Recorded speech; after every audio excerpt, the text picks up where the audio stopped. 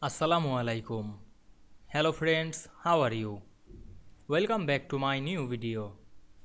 In this video, I am going to show you how to add gamma function equation in Microsoft Word.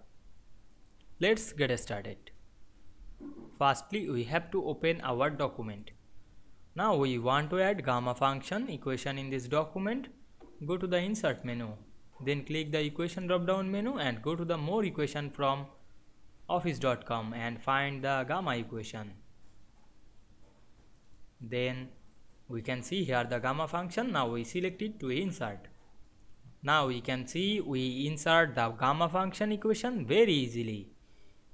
You want to change the equation formula or apply another formula, click the equation box and go to the design menu. Then add another box. I hope you enjoyed the video. Please like, comment, share and subscribe my channel. Thanks for watching.